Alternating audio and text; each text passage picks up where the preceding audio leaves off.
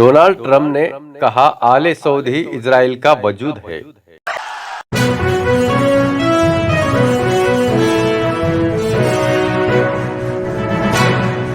2018 में अमेरिकी राष्ट्रपति डोनाल्ड ट्रंप ने कुछ ऐसा बयान दिया था कि जिसके बाद पूरे अरब जगत में सनसनी फैल गई थी। ट्रंप ने कहा था कि इजराइल का वजूद सऊदी अरब के आले सऊद शासन से जुड़ा हुआ है। यूरो न्यूज की रिपोर्ट के अनुसार डोनाल्ड ट्रंप ने कहा था कि इजराइल का वजूद सऊदी अरब की शाही व्यवस्था और आले सऊद की सरकार पर डिपेंड करता है। उन्होंने कहा था कि अगर सऊदी अरब में मौजूद शाही व्यवस्था पर कोई आंच आती है तो उसका असर यह होगा कि इजराइल का वजूद खतरे में पड़ जाएगा। अब बात करते हैं 10 जनवरी 2022 की।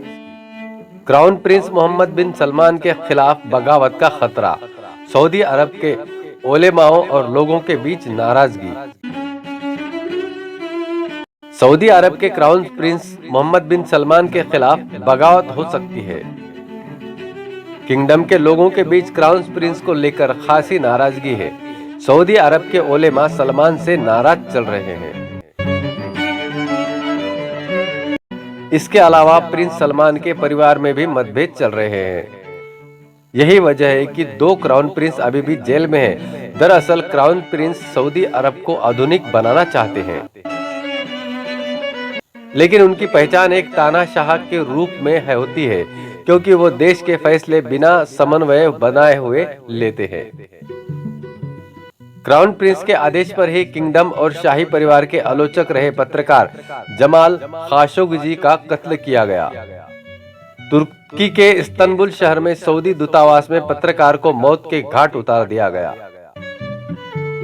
खाशोगी की हत्या इसलिए की गई क्योंकि उन्होंने क्राउन प्रिंस सलमान की अंतर्राष्ट्रीय मंचों पर निंदा की थी। वही मोहम्मद बिन सलमान अपने देश में मौलाना पॉलिटिक्स को किनारे करना चाहते हैं, लेकिन साथ ही उनकी कोशिश है कि उनका एक छत्र राज चलता रहे। इसको लेकर किंगडम में कई राजनीतिक और धार्मिक पहल एक साथ हो रही है, जिससे देश में ये तो उनके खिलाफ धरना प्रदर्शन हो सकता है या 1779 में ईरान जैसा उलेमाओं के क़यादत में क्रांति। धर्मगुरुओं के बीच इस बात को लेकर नाराजगी। ईरान में 1779 सैयद रूहुल्लाह मुसावी खामनेई के नेतृत्व में इस्लामिक क्रांति हुई थी। इस क्रांति के बाद ईरान एक इस्लामिक देश बन गया और पहलवी राजवंश खत्म हो गया। क्राउन प्रिंस के खिलाफ 3 गुट है: उलेमा, उनका अपना राजघराना और आम समाज। राजघराना इसलिए नाराज है क्योंकि प्रिंस सलमान ने अपने परिवार के अक्सर लोगों को जेल में डाल रखा है। 2 क्राउन प्रिंस अभी भी जेल में है। इनमें से कोई भी सऊदी के राजा से नहीं मिल पा रहा है। राजघरानों के लोगों की पॉकेट मनी भी कम कर दी गई है।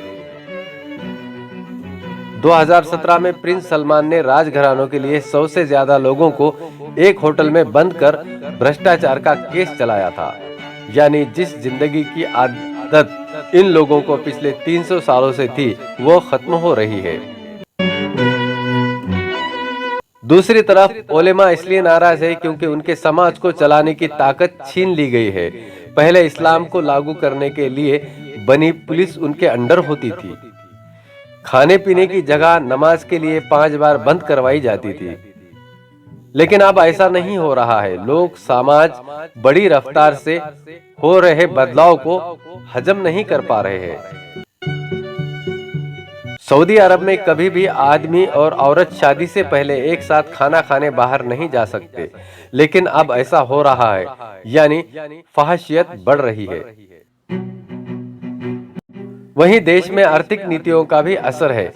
दुनिया पेट्रोल पर अपनी निर्भरता कम कर रही है, ये सलमान समझते हैं। क्राउन प्रिंस का मानना है कि अगर सऊदी अरब ने दुबई जैसे कदम नहीं उठाए तो अगले 100 साल में वो भिखारी हो जाएंगे। नागरिकों को बड़ी मात्रा में दी जाने वाली सब्सिडी देना मुश्किल हो जाएगा। लेकिन उनसे नफरत का सबसे बड़ा कारण है कि सलमान एक क्रूर तानाशाह यानी जालिम बादशाह है।